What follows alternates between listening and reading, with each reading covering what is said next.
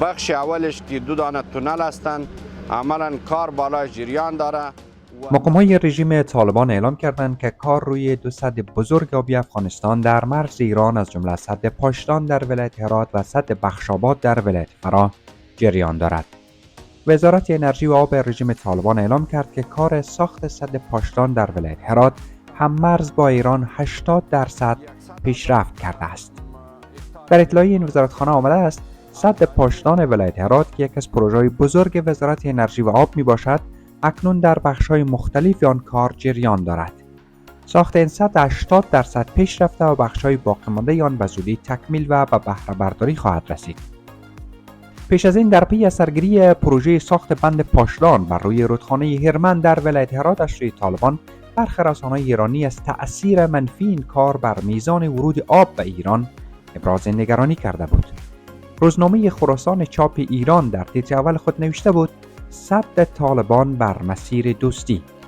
این روزنامه از آنچه انفعال دستگاه دیپلماسی ایران در این زمینه خوانده بود انتقاد کرده است. طرح بازسازی سدهای بزرگ در مسیر رودخانه هرمند و هریرود توسط محمد اشرف غنی رئیس جمهوری پیشین افغانستان آغاز شد و برای بازسازی این سدها از کشورهای مختلف از جمله ایالات متحده آمریکا، هند و اتحادیه اروپا کمک خواسته شد.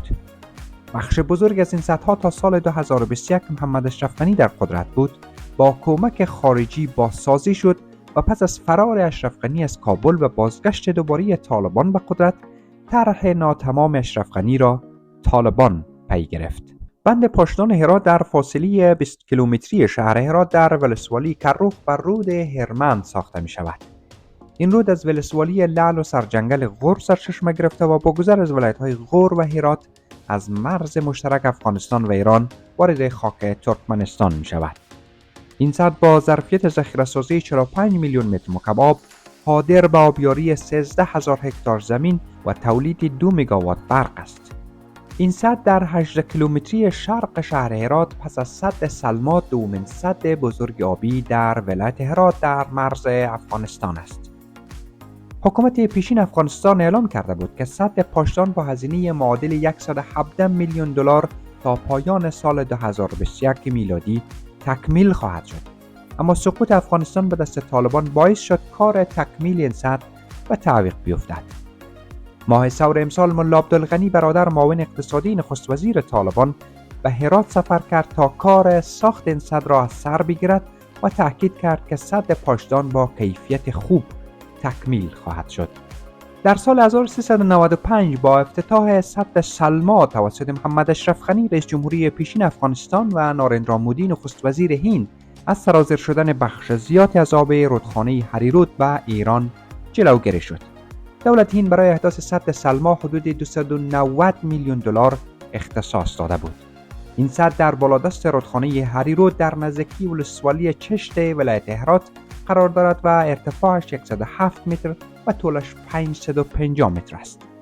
ظرفیت ذخیره‌سازی این سد حدود 633 میلیون متر مکعب آب است و در کنار تولید 42 مگاوات برق ظرفیت آبیاری حدود 80,000 هکتار زمین کشاورزی را نیز دارا میباشد. با تکمیل این سد از ورود بخش زیادی از آب هریرود به ایران جلوگیری شده است. در حال حاضر رژیم طالبان همچنین بر تکمیل سد بخشاباد در ولایت فرا، سد دیگری هم مرز با ایران، تأکید زیاده دارد. حدود 2 هفته پیش مولوی غوث الدین رهبر والی طالبان در فرا از کار ساخت تونل‌های سد بخشاباد بازدید کرد و اعلام کرد که ساخت تونل‌های این سد بیش از 50% پیش رفته است. رژیم طالبان کار ساخت 2 تونل سد بخشاباد را در ماه ثور سال گذشته از سر گرفت. سد بخشاباد که روی رودخانه فرارود احداث می شود، توانایی تولید 72 مگاوات برق و آبیاری بیش از 68,000 هکتار زمین کشاورزی را دارد. این سد حدود 81 متر ارتفاع دارد. 200% پورې کار ان شاء الله په مخه تللی دی او امید شته چې نور به هم ان شاء الله دا کارونه تیز شي. او ولستم ان شاء الله دا اطمینان دی چې موږ اطمینان ورکو چې موږ د غدري سره مسؤلین د دې په خاطر رالو چې د بند کارونه د نږدې وګورو نو ان شاء الله چې په کوم اداره پورې مربوط وي نو د کارونو د تیزوالي د کارونو د تکمیل پر برابر ان شاء الله موږ به کوشش کوو چې هغه ادارې په جریان کې واچو او باقی مانده 100% کار. حکومت پیشین افغانستان برای ادامه ساخت و ساز سد بخشاباد تلاش کرد، اما طالبان جدیترین تهدید برای ادامه این کار بودند و به همین دلیل کار ساخت این سد از مراحل اولیه فراتر نرفت.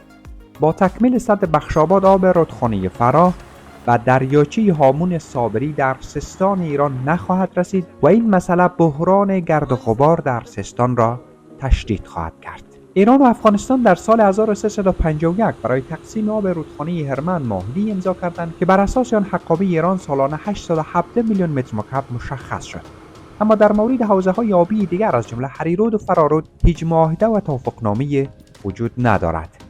از سوی دیگر در بهار 1400 و با حضور محمد اشرف غنی رئیس جمهوری پیشین افغانستان سد کمال خان روی رودخانه هرمند به بهره برداری رسید که این سد در ولسوالی 4 بارجک در 95 کیلومتری جنوب شهر زرنج در ولایت نیمروز واقع شده است.